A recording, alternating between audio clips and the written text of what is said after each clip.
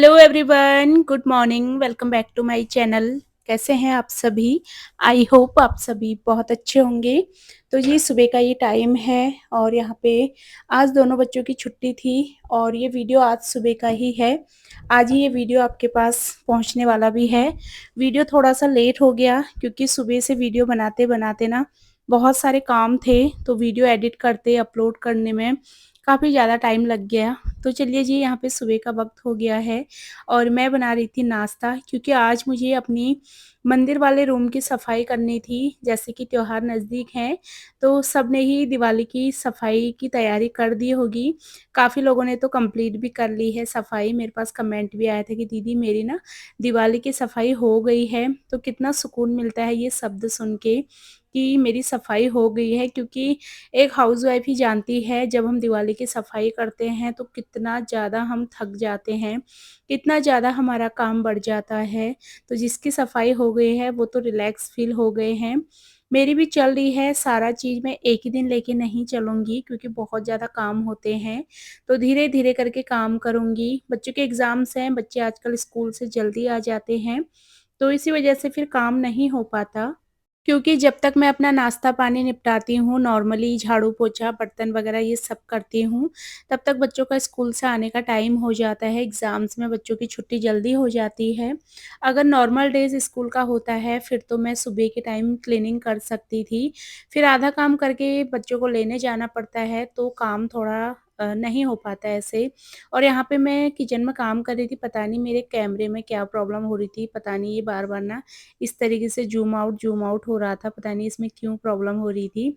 तो जैसे कि मैंने बताया, आज मुझे दिवाली की सफाई की शुरुआत करनी है, तो सोचा पहले ना नाश्ता बना दूँ। आज का ये वीडियो है दशहरे के दिन का, बच्चों की छुट्टी है आज, तो मैं उठ के सीधा किचन में आ गई हूँ। मतलब कि मैंने अभी सुबह उठ तो मैं जल्दी गई थी, फिर मैंने थोड़ा देर मतलब ऐसे ही अपनी एक्सरसाइज़ वगैरह, अपना पानी पीना, और मैं अपनी ब्लैक टी सुबह की पी चुकी थी। काफ़ी देर में मैंने उठने के बाद वीडियो स्टार्ट करा है, क्योंकि जब तक हस्बैंड नहीं जाते तब तक ये काम करना पॉसिबल नहीं हो पाता साफ़-सफ़ाई का। हस्बैंड को ऑफ़िस के लिए भेज दिया है, फिर मैंने यहाँ पे पकौड़ियाँ बनाई हैं, क्योंकि दोनों बच्चों ने कल रात को ही फ़रमाइश करी थी कि मम्मा सुबह नाश्ते में पकौड़ी बना देना, हमारी छुट्टी है तो गरम-गरम पकौड़ियाँ खाएँगे। तो मैंने कहा चलो ठीक है। कल रात को मैंने पनीर की सब्ज़ी और कद्दू की सब्ज़ी बनाई थी, तो पनीर की सब्ज़ी बची हुई थी।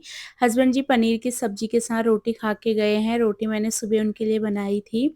बच्चों के लिए मैंने पकौड़ियाँ बना दी थी, जल्दी-जल्दी मैंने पकौड़ियाँ बनाई हैं क्योंकि फिर मुझे सफाई की शुरुआत करनी थी। पकौड़ियाँ बना के नाश्ता वगैरह करके अब मैं आ गई हूँ। बच्चों को मैंने नाश्ता करा दिया है, अब मैं आ गई हूँ सफाई करने। तो ये सफाई के नाम से ना इतनी ज़्यादा घबराहट होती है, क्योंकि बहुत ज़्यादा थकान फ़ील हो जाती है। कम से कम आपको 4 से 5 घंटे लग जाते हैं एक रूम को साफ़ करने में। दिवाली की सफाई का मतलब होता है हर एक चीज़ को साफ़ करना, तो उसमें टाइम बहुत ज़्यादा लग जाता है। तो आज मैंने अपना ये वाला रूम पकड़ लिया है, इसको मैं आज क्लीन करने वाली हूँ। सबसे पहले बच्चों के जो स्केच कलर, पेंसिल, पेन्स वगैरह होते हैं, तो वो सारे ना बच्चों ने ऐसे ही नीचे, मतलब ये एक तो पेन रखने का जो आता है स्टैंड वो रखा था, बाकी 2 और भी रखे हैं इन्होंने कप वगैरह, इनमें ये अपने पेन रखते हैं, पेन, पेंसिल, कलर्स। तो इन सबको मैंने अच्छे से निकाल के रखा, उसके बाद मैं अपने ड्रेसिंग एरिया को अच्छे से क्लीन करूँगी।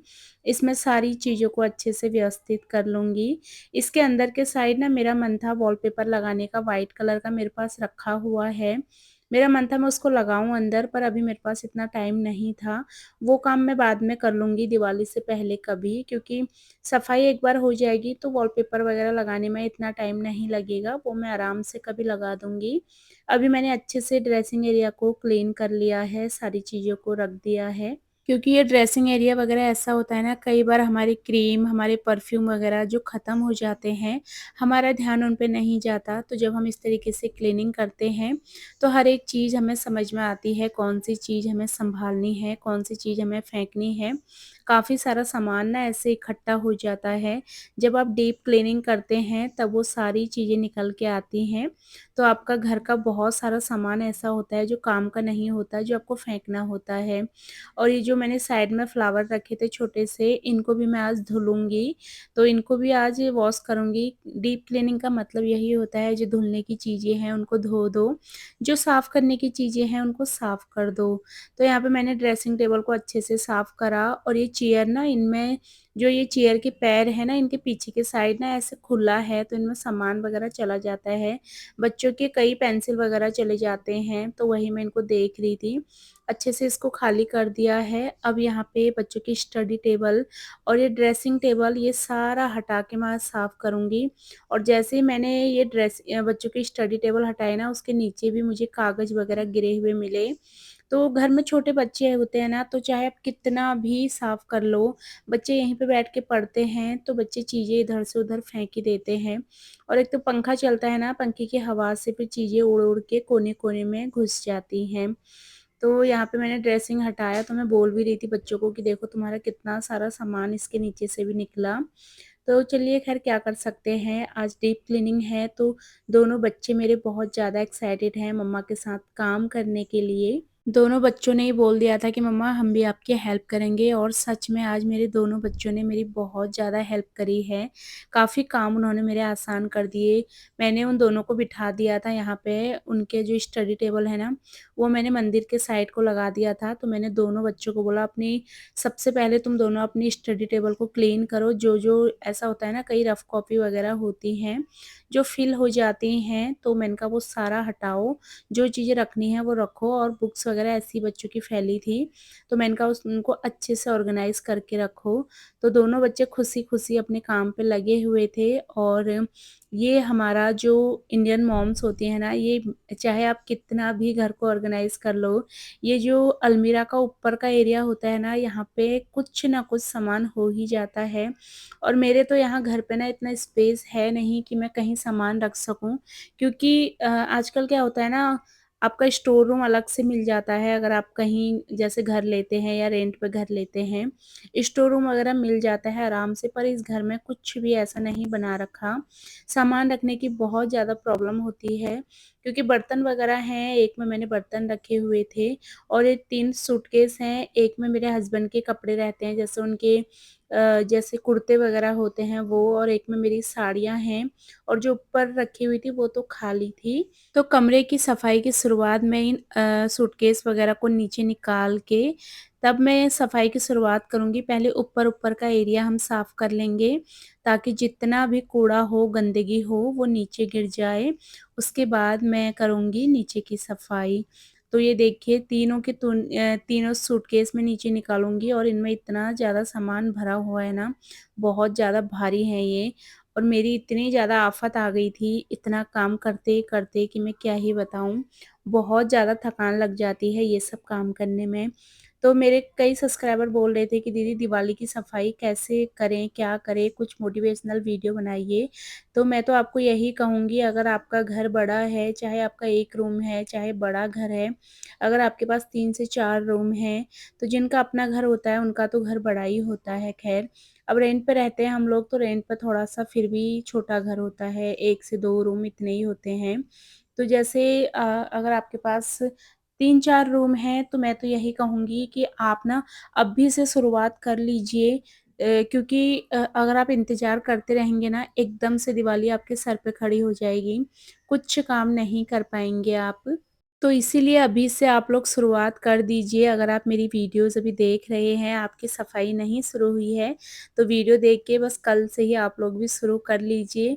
अब कुछ दिन तक, कम से कम 3-4 दिन तक आपको लगातार मेरी सफाई की वीडियोज़ ज़्यादा देखने को मिलेंगी, क्योंकि अब मैं एक-एक दिन पकड़ के ना सफाई करने वाली हूँ। तो कल तो मैं कोई सफाई नहीं कर पाऊँगी, कल के दिन, क्योंकि बच्चों का एग्ज़ाम है दोनों का ही। तो जिस दिन बच्चे एग्ज़ाम देने जाते हैं, उस दिन सफाई नहीं हो पाएगी, क्योंकि बच्चों को जल्दी लेने जाना पड़ता है, और सफाई करने में कम से कम, अगर आप एक रूम को साफ़ कर रहे हैं, तो आपका 3 से 4 घंटा कहीं नहीं जाएगा। तो इसीलिए अब जब बच्चों की छुट्टी होगी ना, जिस दिन दोनों बच्चों का ऑफ होगा एग्ज़ाम का, उस दिन मैं दूसरी चीज़ को साफ़ करूँगी, या तो अपना बेडरूम या फिर किचन वग़ैरह। किचन में तो बहुत ज़्यादा टाइम लगने वाला है, किचन में तो पूरा दिन ही लग जाएगा, क्योंकि सारे कंटेनर को वॉश करना, फिर सारी चीज़ों को ऑर्गनाइज़ करना, तो टाइम बहुत ज़्यादा लगने वाला है। ख़ैर जैसे भी होगा, जो भी होगा आपके साथ शेयर होता रहेगा। और ये जो मेरी अलमीरा के ऊपर मैंने सूटकेस रखी हुई थी ना, तो हमने पिछले साल पेंट करवाया था घर पे, तो देखिए उतना एरिया रह गया है, क्योंकि उस दिन क्या हुआ था ना, पेंट कम पड़ गया था और वहाँ पे सूटकेस वगैरह तो हमने हटाई थी, पर हस्बैंड ने उस टाइम यही बोल दिया कि चलो यहाँ पे तो सूटकेस आ जाती हैं, इतना पता नहीं चलेगा। अभी मैंने सामान हटाया था ना, तो देखने में इतना गंदा लग रहा था वो, पेंट कम पड़ गया था, इसी वजह से इधर का एरिया थोड़ा-सा कोना रह गया था। और इस बार जो बरसात ने तबाही मचाई थी ना, उसकी वजह से मुझे थोड़ा डर भी लग रहा था कि पता नहीं ऊपर क्या ही हाल हुआ होगा सामान का। पर इतना कुछ ख़राब नहीं हुआ था, ऐसा नहीं है ना जैसे कपड़े ख़राब हो जाते हैं। मैंने जो ब्लैक वाला ऊपर से निकाला ना, उसमें मैंने गरम कपड़े रखे हैं। तो बस यही है, मतलब जगह की कमी की वजह से ना सामान मुझे ऐसे ही ऑर्गेनाइज़ करके रखना पड़ता है। अगर घर में बच्चे हैं, फैमिली है, तो चीज़ें मतलब सामान वगैरह बढ़ते ही जाता है। रखने की बहुत ज़्यादा प्रॉब्लम होती है, समझ में ही नहीं आता कौन-सी चीज़ को कहाँ रखें, कैसे रखें। दोनों बेड भी मेरे बिल्कुल फुल हो रखे हैं, बिल्कुल भी जगह नहीं है सामान रखने की। तो बस ऐसे ही चलता है काम, क्या कर सकते हैं। रेंट पे रह के छोटा घर है, तो दिक्कत होती है चीज़ों को रखने की, क्योंकि सामान तो ज़्यादा हो ही जाता है, जितना भी चीज़ें लो उतनी कम लगती हैं। तो जी मैंने अपने अलमीरा के ऊपर सारा सामान हटा के अच्छे से साफ़ करके, कपड़ा एक गीला कपड़ा करके, अच्छे से सफाई करके फिर मैंने उन चीज़ों को वापस रख भी दिया है, क्योंकि नीचे फिर इतनी जगह नहीं थी, फिर मैं उनको कैसे कहाँ रखती, तो मैंने उनको सीधा ऑर्गेनाइज़ भी कर दिया है। उसके बाद सारी वॉल जो हमारी हैं, वॉल पे ना छोटे-छोटे, छोटे-छोटे से जाले लगे होते हैं, जो कि हमें दिखते नहीं हैं। जब हम डेली क्लीनिंग करते हैं, जब हम दीवारों की इस तरीके से सफाई करते हैं ना, तो हमें दिखता है कि छोटे-छोटे से कितने सारे जाले लगे हैं। तो दिवाली की सफाई का यही मतलब होता है, बस एक-एक चीज़ को ना, जैसे जाले वगैरह हैं छोटे-छोटे, वही सारी चीज़ें आपको साफ़ करनी होती हैं, और कोई गंदगी ऐसी होती नहीं है। बस ये जाले वगैरह जो होते हैं, धूल-धक्कड़ होती है ना, वही साफ़ करनी होती हैं। तो अलमीरा के ऊपर मैंने वापस से सामान को अच्छे से सेट कर दिया है। ये सामान ना देखने में बिल्कुल भी अच्छा नहीं लगता, पर क्या कर सकते हैं, मजबूरी है, तो सामान इस तरीके से रखना पड़ता है। और ऊपर सारा साफ़ करके मैंने अपनी दीवारों में से सारे जो भी छोटे-मोटे से जाले थे, वैसे लगे नहीं थे इतने जाले, क्योंकि मैं साफ़ करती रहती हूँ। पर फिर भी मैंने पूरे दीवारों पे अच्छे से झाड़ू मार के सारे छोटे-मोटे जाले सारे निकाले। उसके बाद ये ड्रेसिंग एरिया मैंने ऊपर से साफ़ करा है, इसके ऊपर इतनी मोटी धूल हो रही थी ना, तो मैंने इसको ऊपर से अच्छे से साफ़ करा, जो इसका उल्टा साइड होता है ऊपर से, उसको साफ़ करा अच्छे से। उसके बाद यहाँ पे अब मुझे ये अलमीरा साफ़ करनी है, उससे पहले घर में मैंने एक मोटा-मोटा नीचे झाड़ू लगा लिया था, क्योंकि पंखा भी साफ़ करा था ना, तो थोड़ा-मोड़ा मतलब गंदगी नीचे गिर गई थी, फिर वो पैरों पे चिपकती रहती है। और उसको साफ़ करने के बाद यहाँ पे अब ये सारे कपड़े मैं इस अलमीरा में से निकालूँगी, क्योंकि अपनी वाली अलमीरा ब्लैक वाली जो इस साइड लगी है ना, उसको तो मैं क्लीन करती रहती हूँ। ये वाली इतनी साफ़ नहीं हो पाती मेरे से, तो आज मैं इसको साफ़ करूँगी सारा सामान हटा के। इसमें मैंने एक ब्लैंकेट रखा है, जो ये ब्लैक वाला मैं निकाल रही हूँ ना ऑर्गेनाइज़र, इसमें मैंने एक ब्लैंकेट रखा है, बाकी सारा सामान हटा के मैं इसको आज साफ़ करने वाली हूँ। क्योंकि इसके भी ना कोने-कोने में छोटे-मोटे से जाले लगे हुए थे, तो वो जाले मैं निकालूँगी। और ये जो हस्बैंड जी के कोट वगैरह, ब्लेज़र वगैरह होते हैं, वो मैंने ऐसे ही हैंग कर रखे हैं, क्योंकि अ, जगह ना होने की वजह से चीज़ें ऐसे ही रखनी पड़ती हैं। अब मुझे समझ नहीं आ रहा था कि मैं कहाँ से इसको शुरू करूँ। नीचे वालों में कपड़े रखे हैं, बीच वाले में मेरी बेटी के कपड़े हैं। तो आज मैंने उसको बोल दिया था, बेटा नहा धो के तैयार होके फिर यहाँ पे ना अपनी अलमीरा को ऑर्गेनाइज़ करना है तुझे, तो उनका मम्मा ठीक है मैं कर दूँगी। अभी भी वो मेरी हेल्प कर ही रही थी। मेरे कई सब्सक्राइबर बोलते हैं कि दीदी आप अपनी बेटी से काम नहीं करवाते क्या? मेरा हेल्प ले लिया करो क्योंकि आप भी इतना सारा काम करते हो। तो ऐसा नहीं है, जितना उनसे हो पाता है उतना वो दोनों ही करते हैं। क्रिस भी अपनी तरफ से लगा हुआ था और ये सिंक में थोड़ा बर्तन रखे हुए थे तो बिट्टू ने बोला मम्मा मैं ना उनको वॉश कर देती हूँ। तो बिट्टू ने बर्तन वॉश करे, किचन काउंटर टॉप को अच्छे से समेटा, बाकी अपनी अलमीरा भी उसने बाद में ठीक करी, अपना स्टडी टेबल ठीक करा और जो ड्रेसिंग के बगल में मैंने फ्लावर पॉट रखे हुए थे वो भी उसने वॉश करे। तो बच्चों ने आज दोनों ने मेरी बहुत ज़्यादा हेल्प करी है। तो ऐसे मिलजुल के काम करते हैं ना तो काम थोड़ा आसान हो जाते हैं। वैसे तो कई लोग तो दिवाली के टाइम पे ना जैसे 1 दिन के लिए ही सही हाउस हेल्पर लगा लेते हैं। मतलब कोई भी काम वाली को 1 दिन अपनी हेल्प के लिए बुला लेते हैं। पर मैं तो खुद से ही करती हूँ, मैं किसी की हेल्प वगैरह नहीं लेती। इस बार बच्चे थोड़ा कर रहे हैं, नहीं तो खुद ही सारा कुछ करना होता है। मेरे हस्बैंड वैसे हेल्प करते हैं, कर मतलब उनके पास टाइम की कमी होती है। जो काम उनके बस का होता है ना वो सारा करते हैं, पर वही है कि ड्यूटी है तो उनको अपना ऑफ़िस भी देखना है। तो वो अपने ऑफ़िस में बिज़ी रहते हैं, मैं अपने घर के कामों में बिज़ी रहती हूँ। थकान तो बहुत ज़्यादा होती है, पर वही है कि काम करने ही हैं। त्योहार आने की खुशी होती है ना, दिवाली तो ख़ास करके मतलब दिवाली का त्योहार तो ऐसा है जो कि हर किसी को पसंद होगा। तो इसीलिए बस थोड़ा-थोड़ा करके अपने काम को करेंगे ताकि मतलब एकदम से बर्डन भी ना पड़े और सारे काम भी ईज़िली हो जाएँ। हमारे पास ना एक फ़ोल्डिंग की जो चारपाई होती है वो रखी हुई थी, तो वो मैंने यहाँ बेड के नीचे ही डाली थी। मैंने सुबह उसको निकाल के अलग रख दिया है बाहर, क्योंकि वो नीचे रखी थी ना उसकी वज़ह से बेड के नीचे बहुत ज़्यादा गंदगी हो गई थी। धूल-धूल हो रही थी बहुत सारी, तो मैंने बेड के नीचे से हटा के उसको बेड के नीचे पूरा अच्छे से खाली कर दिया था। उसके बाद झाड़ू से मैंने सारे जाले निकाल दिए थे बढ़िया से और अब आज मेरा तो मन था मैं इस रूम को ना धो दूँ पूरा पानी से, पर वही है कि ये रूम ना अंदर वाला है और अगर मैं इसकी धुलाई करूँगी तो पूरे घर में इसका पानी फैल जाता है। तो फिर मेरे बस का इतना था नहीं कि मैं फिर उस पूरे घर को एक ही दिन में साफ़ कर डालूँ और ये बेड को इधर खिसकाना भी पड़ेगा न अगर मैं धुलाई करूँगी, क्योंकि सारा पानी ना ये बेड के कोने पे ही जाके इकट्ठा हो जाता है और बेड को अकेले खिसकाने की मेरे में हिम्मत नहीं थी, क्योंकि मेरे बस का नहीं हो पाता इतना, मेरे हाथ में वैसे ही इतना दर्द होता है। फिर मैंने कहा यार छोड़ो, हस्बैंड भी देखेंगे ना फिर वो भी डाँटते हैं कि इतना मतलब ज़रूरी नहीं है।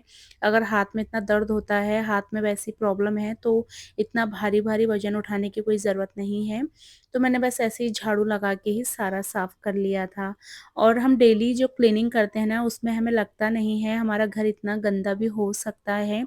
जब हम इस तरीके से डीप क्लीनिंग करते हैं ना तब पता चलता है घर में कितनी ज़्यादा गंदगी निकलती है।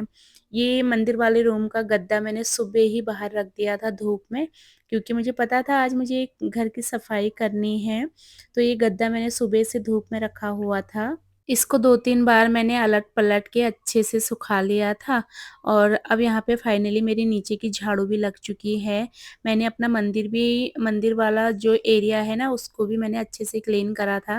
मंदिर को थोड़ा आगे खिसका के, मंदिर के पीछे भी थोड़ा बहुत गंदगी हो रखी थी क्योंकि एकदम दीवार पे चिपका हुआ था ना, तो पीछे जाले वगैरह लग जाते हैं, तो मंदिर हटा के मैंने वहाँ पे भी सफाई करी। मतलब अगर मैं प्रॉपर एक-एक चीज़ दिखाऊँ ना तब तो वीडियो 1.5 से 2 घंटे का हो जाता। बस वही है कि छोटी-छोटी सी क्लिप्स दिखानी होती हैं आपको, हर एक चीज़ प्रॉपर नहीं दिखा पाते।